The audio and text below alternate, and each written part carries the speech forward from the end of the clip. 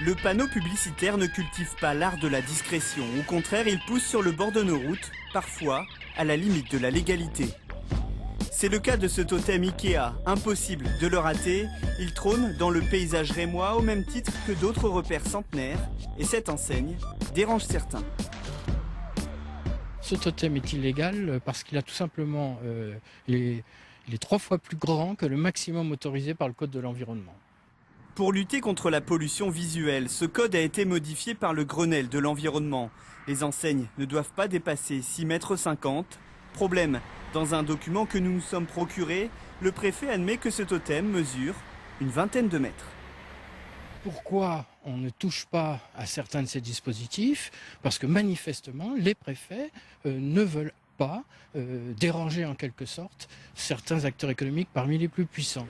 Le tribunal administratif de Châlons est en charge de cette affaire. Ni le magasin ni la préfecture n'ont souhaité s'exprimer. Les élus locaux, eux, ne veulent pas la chute de ce totem. Il fait 20 mètres par rapport à du terrassement.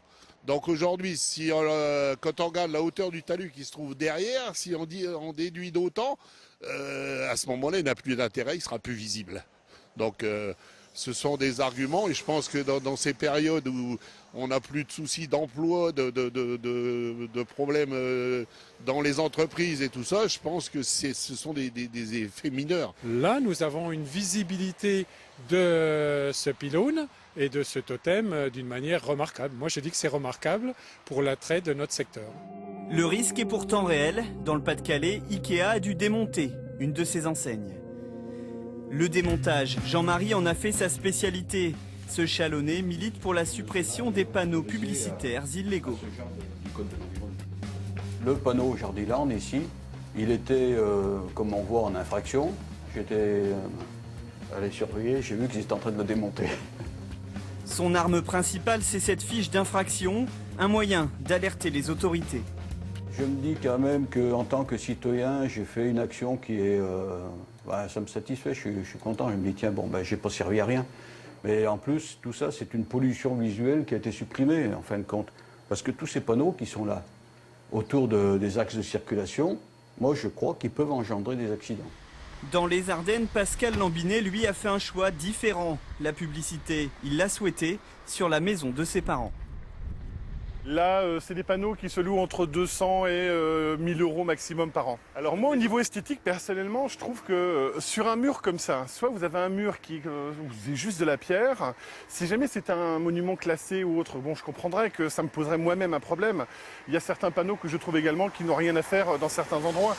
Mais là, en l'occurrence, sur un axe comme celui-ci, ne pas mettre un panneau publicitaire, je trouve que ça serait vraiment dommage, quoi. Mais le business de la publicité est fragilisé par les défenseurs de l'environnement. En 2015, la loi va se durcir. Toutes ces préenseignes placées en entrée de ville seront interdites. Une mauvaise nouvelle pour ce chef d'entreprise qui fabrique et loue ces panneaux de petite taille. Une réglementation existe, pouvait être appliquée, et aujourd'hui on se rend compte que parce qu'elle n'est pas appliquée et parce que certains ont fait n'importe quoi, aujourd'hui on est amené à mettre la clé sous la porte et à licencier les salariés.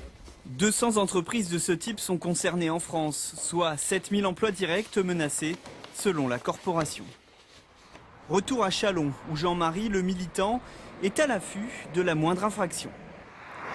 Alors si je pars du bord de la route, là, 1, 2, 3, 4, 5, c'est pas bon ça. Un sens aigu de l'observation qui a permis à la nature de reprendre ses droits.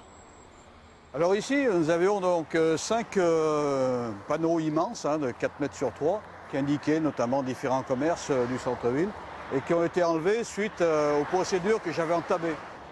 Des panneaux illégaux puisqu'ils étaient placés hors agglomération, car en dehors des villes, la publicité n'est pas censée faire partie du paysage.